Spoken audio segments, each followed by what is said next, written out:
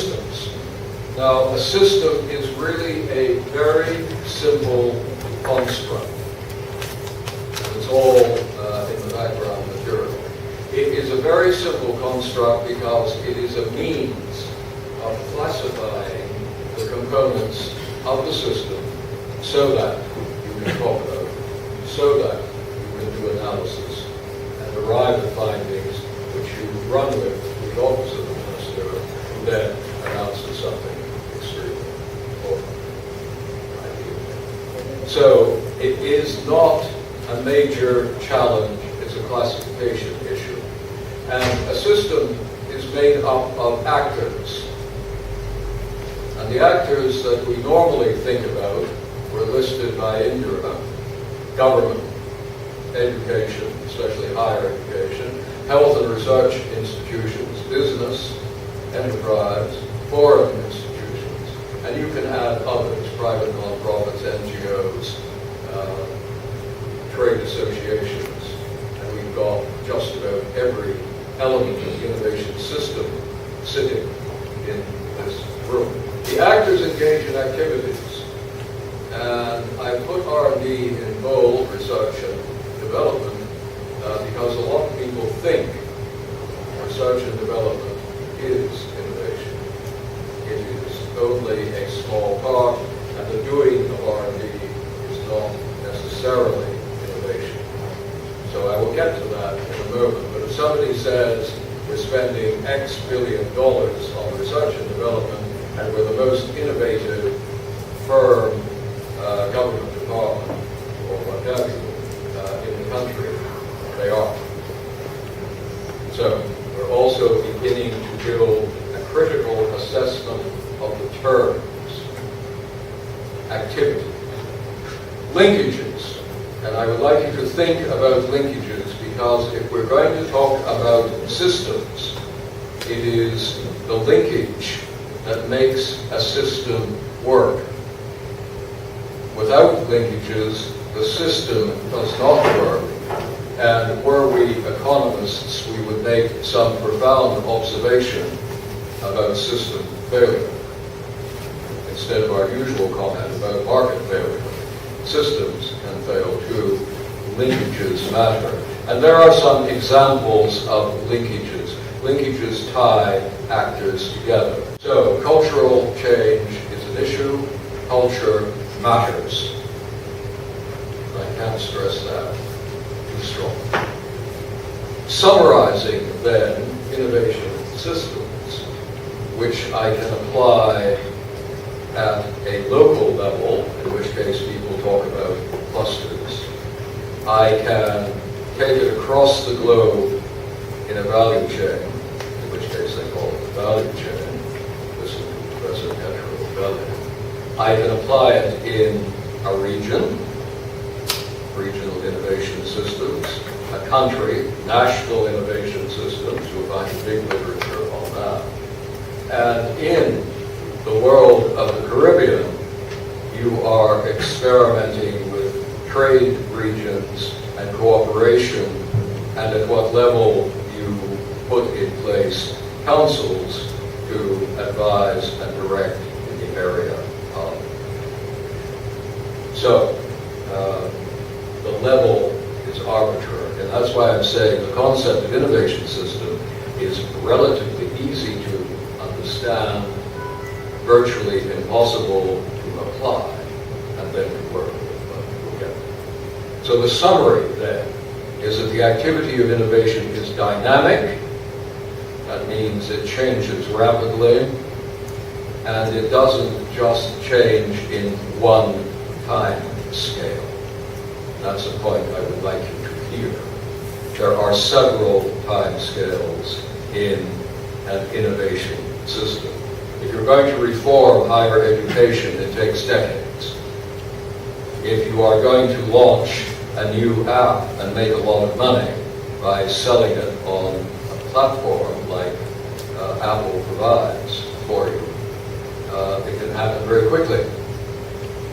So, short, medium, long-term time changes matter, and they all interact with one another. They can get in the way of one another as well as reinforcing one another. The system is complex.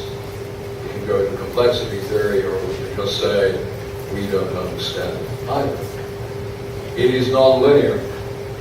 Nonlinear simply means that by the time you've got all the positive and negative feedback loops interacting, if you come along as a policy person and you prod the system, for example, you put in place a tax credit, but there wasn't a tax credit for the doing of R&D, you may not get out the other side the result that you anticipated, because other policies embedded in the system may act against you, or they may reinforce what you are doing.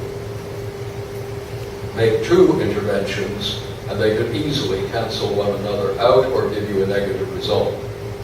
So don't expect simplicity in system. That's any system, not just innovation system. And we are not alone, group. The world is out there doing things, and they're doing things to you. You, of course, are doing things to them. So we trade with China, and I think over the years we're going to see more trade with China. And that would be fascinating, but be careful. So, we've got our feedback loops. I work in China on innovation. I really like the country. But you have to be careful. Stocks and flows, multiple time scales, all make it difficult to link inputs with outputs. So if some evaluation person comes along and says, I am going to do an evaluation of your national system of innovation, whatever you do, don't give them any money, because it's very hard to do. If you're going to do evaluation, you can operate at project level. The project has got terms of reference, and you know what to expect. You know what the inputs are, the expected outputs, and you can do the effectiveness, efficiency thing, and write a large report. Don't try to evaluate a national system. So what I'm trying to convince you of here is that what we're talking about is not true. I would also like to make another key point. Everybody in this room is part of the system. So you cannot stand outside it and say, I am going to study. Because if you are an academic and you do some case studies, you run a survey, you get some numbers, you write a report on a particular aspect of the system, trade, competitiveness, whatever is the flavor of the month, and you present it, the system reacts. And that is the interesting thing about systems. When you come along and say, the system does this, immediately thousands of little heads will look up and think, maybe not, and the system will do something different. Systems react in funny ways. So we are all part of the system. There is no escape. So the consultation is the issue. How do we have realistic consultation between agents that all have different stakes in the action? The Ministry of Finance knows it runs the country. Why is it talking to the Minister of Science and Technology? Ministers of Science and Technology are very vulnerable people we should worry about. And it's very hard being one. But if you're going to do innovation strategy, you have to have them at the table. You have to have the private sector at the table. Maybe international organizations, maybe civil society, people. If we're about to worry about putting a new pharmaceutical on the market, let me pick thalidomide out of the air, maybe having civil society at the table would be a good thing. Governance is a very serious issue, and at what level, and the key questions to guide evaluation. At the beginning I said evaluating innovation policy is almost impossible, but you do have to have some broad rules if you're going to maintain fiscal probity. So what are the questions that are going to guide your evaluation. And you better have those questions before you do the policy. Ministers don't like that. And the ideal situation is you announce the policy, it appears in the newspaper, on the television, and everything is good. 3 years on, as the minister is about to run for election, he or she does not need to hear that this policy didn't achieve its objectives in the region. That we don't want to know. So the other observation about R&D is that, and the reason I'm spending time on R&D is that it is the most universally used indicator. It is highly concentrated. And what that means is you find that if you look at the top 5 R&D performers, there they are, they do 70% of the world's R&D. If you add the next 5 performers, so you've got the top 10, you're up to 83% of R&D. So that's it. Does the remaining 17% matter? Well, I can tell you it matters to you how you make use of the formal creation of knowledge, which is what R&D is. The R&D is also, if you go into a country, highly concentrated in certain industries. So you will find pharmaceuticals, telecommunications, aerospace, and probably one of the big service industries that relies upon information communication technology, and maybe computer services. Take those 5, and no matter what country you're in, you're going to get 50 to 70% of the R&D performed in the country. So highly concentrated in industries, highly concentrated in countries, and then if you go into an industry and look at the R&D performance, it is highly concentrated in firms. So pick your industry, and the top 5 firms in that industry are going to be accounting for 50% or 40% of the R&D in that industry. Now, from a policy perspective, that means that you can do serious R&D policy, if that's what you want to do, by getting 30 or 40 CEOs into a room, buying them a drink, and talking to them about the issue. Interesting how rarely this happens. It does happen in Germany, but it certainly doesn't happen in Canada and not in the United States. But here, you could do it. You would find that you had a lot of multinationals in the room, but that is another issue you would have to play with. It's also a comment worth sticking in the back of your mind when somebody comes along and says, we are going to introduce a tax credit for the doing of R&D because it is universal. Everybody benefits from the tax credit. Not true. The leading industries in R&D performance, 5 of them maybe, benefit from the tax credit. Others benefit less. Boot and shoe manufacturers won't get a lot out of an R&D tax credit. So, it also has implications for surveys. The final point I would like to make, and this gets me back to the mainstream of my talk, is that in OECD countries, and it's certainly the case in Africa, Latin America, outside the Caribbean, and it will be true in the Caribbean, more firms innovate than do R&D. So is the issue innovation, or is the issue the formal creation of knowledge and its support? That's a question for you. If you're going to do innovation policy, you've got to get out there and worry about all those firms that find better ways of putting product on the street, but don't create formal knowledge. They learn by doing and using. And how you help them is not giving them an R&D tax credit. You perhaps give them a voucher, which they can take up the road to the local community college and say, look, I can buy $10,000 worth of problem solving, and this is my problem, and you help. And then the problem gets solved, and the company grows, or goes out of business, whichever, but you have given them a chance.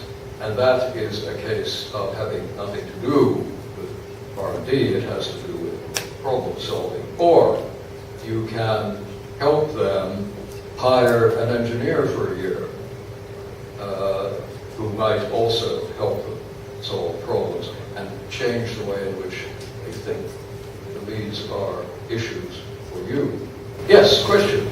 So, is it that, for example, we're in the region, we may have many innovative persons in the region, but because maybe there's an inability to capture that formal knowledge, from all other angles, one would think that, let's say, our communities are not as innovative in certain sectors. So in terms of looking at the whole system and trying to better whatever system that we have in place, isn't it just then to go back to capturing the formal knowledge and then making those making the connection, as you said, to the universities, blah, blah, blah, blah, blah. Am I understanding correctly what you're saying? You've certainly got part of what I'm saying. Universities create knowledge. Great, well done, publish in a high-impact journal, get your promotion, move on, great stuff. But what do we do with that knowledge? And there is then the question of how you move the knowledge from the academic environment into the private sector so they can take that knowledge and commercialize it and make money. So that is one linkage that we are talking about. But you have raised another case, which is a little different. And this is the region or the firm or firms that are able to innovate. They are innovative. They give people what they need in new forms, so they buy it, and that's good. And nobody's talking to them because, as far as we measure, this is the danger of indicators again, whatever we measure, we don't see them, they're invisible. But they're out there, and they are driving in their own way the economy. So how do we help those people? And that is a question I'm going to come back to. Both points are very good. Right, but the issue of measurement now, and measuring R&D specifically, I mean, there are nuances in measuring services, let's say, versus manufacturing. And for this region, services plays a big role in terms of our economic development. But, I mean, I was just in attendance at another session where we were talking about actually measuring innovation in services. And there was a suggestion that we don't accurately capture innovation in services because of the mechanisms that are applied in measuring research and development broadly across them. Or if we're going to be discussing innovation policy based on indicators of innovation across the private sector in the region, should not be a consideration as well for discussion in terms of how we actively measure innovation at the sector level,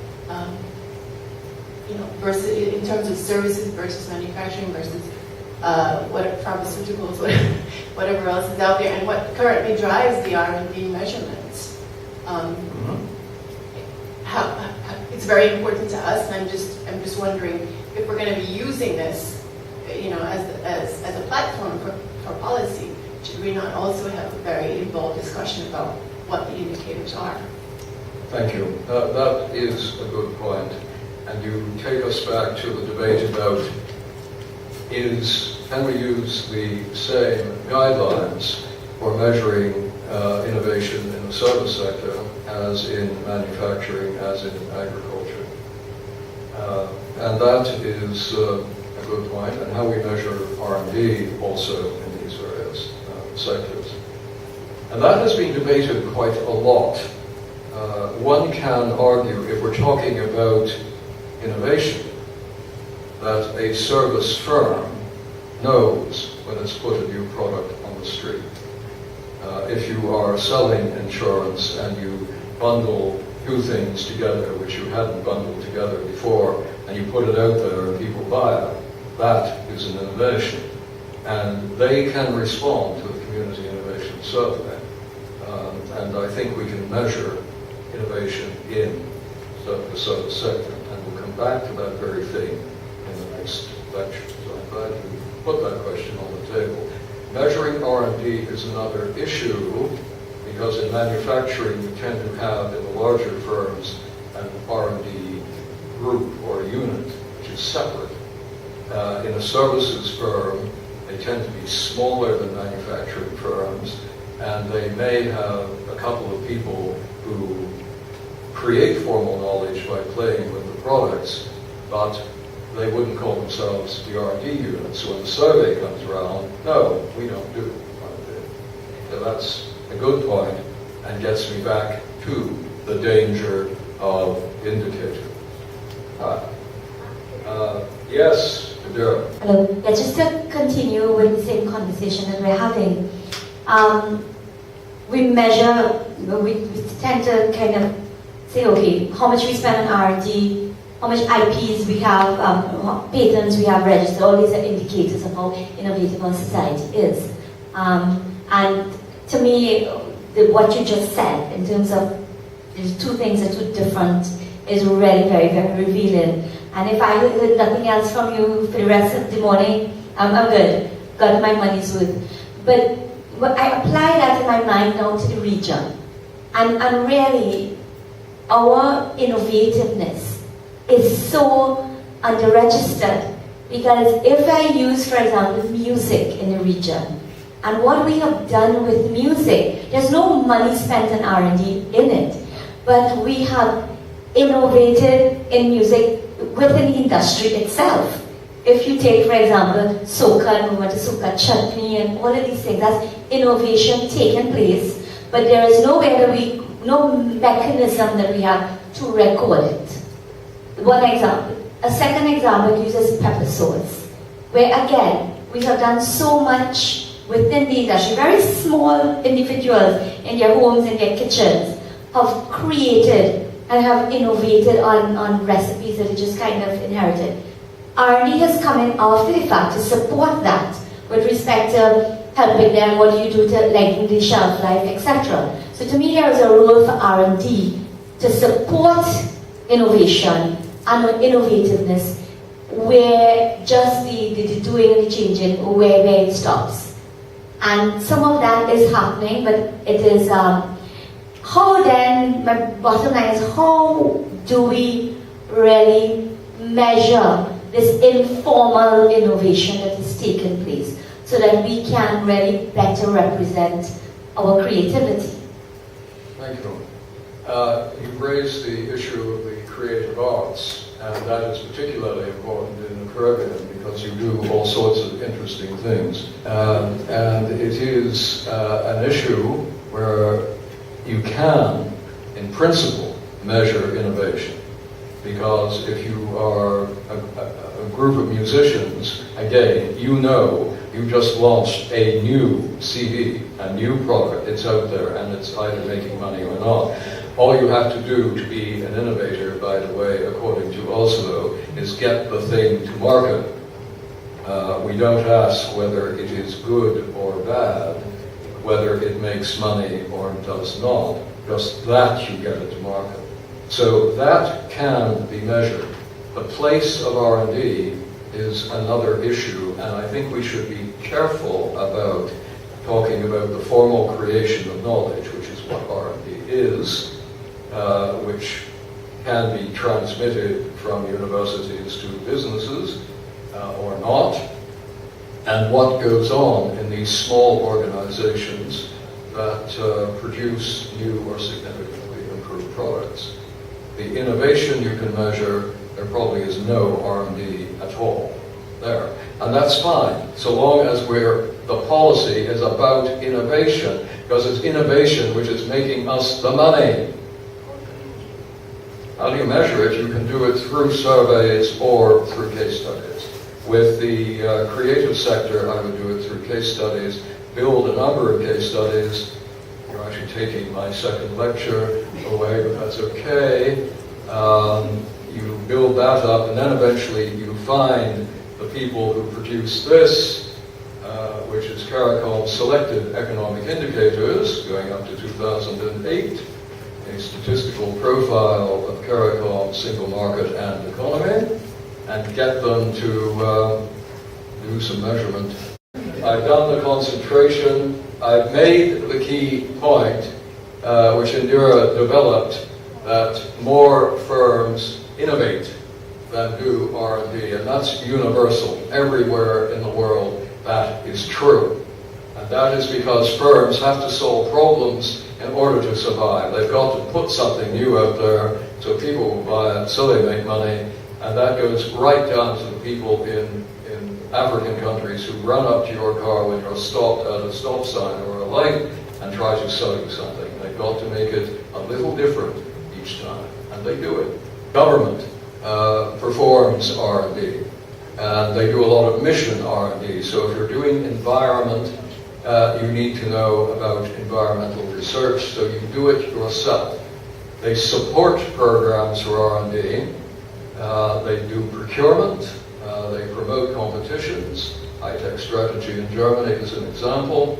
And they support R&D indirectly. And the example there is tax credits or subsidizing staffing and training initiatives. So government departments can move into the private sector and try to change things. And we're back to the public sector, higher education, and government trying to facilitate the doing of innovation. And R&D is seen to be part of that. If I look at higher education and research institutes, you are producing highly qualified people, and we need the people to generate the knowledge, and that is extremely important. But another role is to have the absorptive capacity in the higher education sector, so you can grab knowledge which you see out there and bring it in, make it contextual, locally relevant, and then get it out so it can be sold. So how to measure the return on R&D investment in the public sector, if you really want to read about that, Bronwyn Hall's handbook is a good place to start. The desired outcomes of public sector R&D, the question is, you put a lot of money into it, is it generating what you actually want? And these are debates that you are going to have to face even if you are interested in innovation policy only, because government departments like to support R&D, because if they pick up UN books comparing countries, they see R&D, they see rankings, they want to play too. So you can't get around that, but the issue of innovation ought to be present throughout. So I am going to show you some scoreboards. The World Economic Forum, I think, is not a great place to go and look for inter-country comparisons, because it is based not just on measurement, but on a survey of executives, not a very big survey of executives who have opinions, and that can give rise to very interesting rankings. So scoreboards happen, and the indicators do include, and we've had mention of publications, patent citations, R&D expenditure and personnel, venture capital, trade in high-tech goods, which I personally find useless, statistics focusing on small and medium enterprises, and that's quite serious stuff, because one of the things in every country in the world is that if you look at your industrial distribution, you will find 95 to 98% of the firms in your country have fewer than 50 employees. 98%. A lot of the money is made at the 2% level because those are the big ones, but if you are an MP trying to get re-elected, you walk out of your constituency office, what you see is 90% of the businesses in your constituency are small or medium-sized enterprises. And that's why governments love SME policy.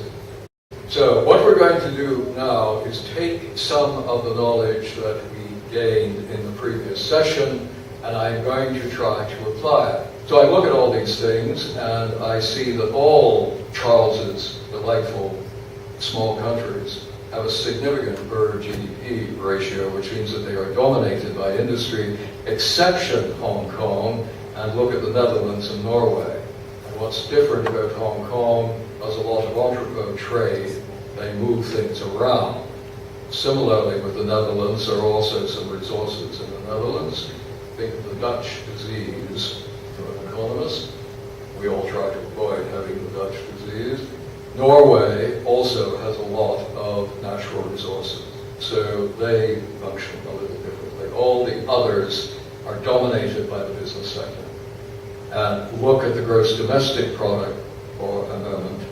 And notice I always revert to the CIA if I have to find the number. They're very good at numbers and other things. Now this we may not be able to see, but I am pulling out of this those numbers. Now all you have to see, if you can see it at all, are the GDP numbers going down the side. Now these are US dollars, millions, and compare with the previous slide, US dollars purchasing power parity, millions. And you will notice 2 or 3 orders of magnitude difference. So, if I'm going to talk about small countries, there are small countries and there are small countries. So the first thing I learned about this, and you see how they are grouped, the first thing I learned about this is Caribbean countries are small. I'm an academic, I study things. Oh, that's good, but you already knew that. So the question that immediately leaps up is, do we have all the sectors, active sectors, needed to make an innovation system work? Notice I didn't say needed to make an innovation system, because it's there. Whatever country you're in, there's an innovation system. It may work, it may not work, it could work better if you put the policy in place to make it work better. So the question then is, can this be overcome by moving to various levels of aggregation, which you are experimenting with CARICOM, for example, and other activities. And this you know about, you are playing with. So what works? And that is where we get into some more questions. Excuse me, before you go on, could you just expand on the abbreviations you had in DEIP, PNP, and HE abbreviations? Oh, yes. Forgive me. Thank you for that question. I tend to live in a world of my own, as people are forever pointing out to me. Connecting to reality is probably a good thing. Business enterprise is BE, HE is higher education, Gov is government, and PNP is the private non-profit sector. Structure is not a bad thing. If we're going to do innovation policy, we should go and look at the odd number and see what we're trying to deal with. So if I'm in the Barbados, which I'm assured by my travel agent I am, we look at agriculture, industry, and services. And what we see, what we're doing there is breaking down GDP, and we're breaking down the labor market. So we observe that 3% of GDP is coming from agriculture, but it employs 10% of the labor market, and that means that the people working in agriculture aren't getting as much of the GDP, of the money, as people working in industry.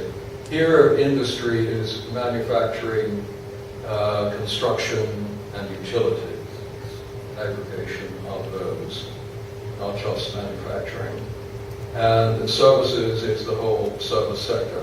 So 83% of gross domestic product in this country is in the services sector, engaging 75% of the labor force, which means that they're doing relatively well if they work in services.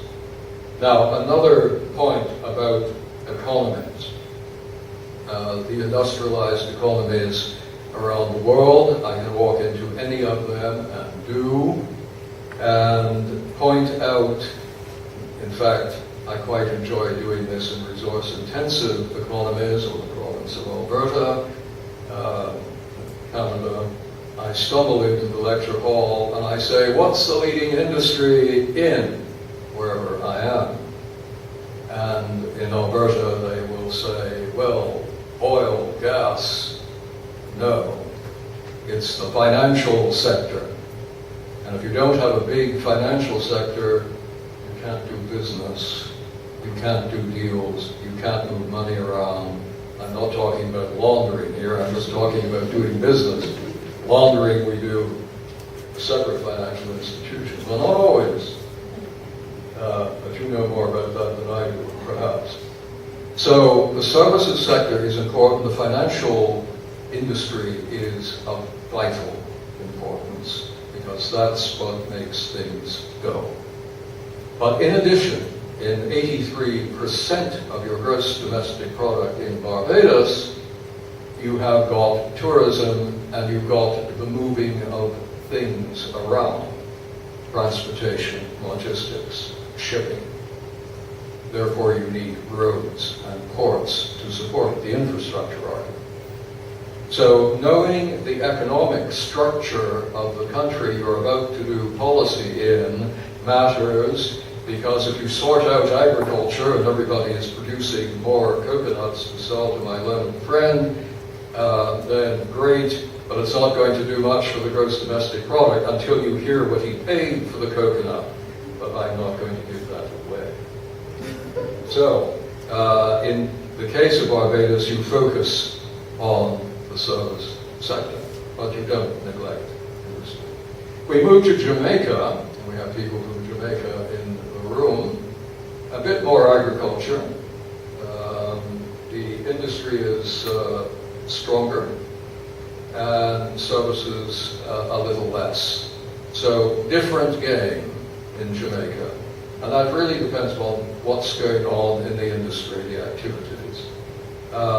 Trinidad and Tobago isn't really zero. I round everything, and I think it's 0.3, but getting rid of the decimal point, it's zero. Anyway, 4% of the population is working on zero agriculture. We look at industry and we see 59%, and there you've got a lot of natural resources being processed and shipped, bauxite, that sort of thing. And then the service sector is present, and the GDP labor ratio is really quite encouraging, so somebody's making money in Trinidad and Tobago. So you do this exercise, and you look at it, and that gives you some insight to how you're going to play with your innovation system. So I'm now going to take you back to the innovation system. We know what a system is because we talked about that. Well, I don't have to do that again, but I want to remind you that that's what we're talking about. And now, at what level are we going to play this game?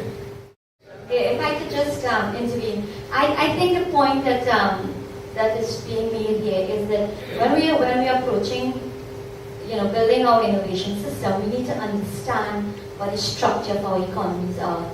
And you made the point earlier, things like culture, history, things that, like, for example, the hurricanes, all these things obviously will factor in. I don't think that us spending the time here to query whether date is correct, what impacts it, is as necessary as it is to understand how we go about just defining the structure of the economy, so that the template really works for any economy, because it is about divvying it up by its GDP labor, and therefore getting a better understanding that will allow you to move forward in the process of how you define what is important, what are your priorities, where you want to focus. So that's the first thing.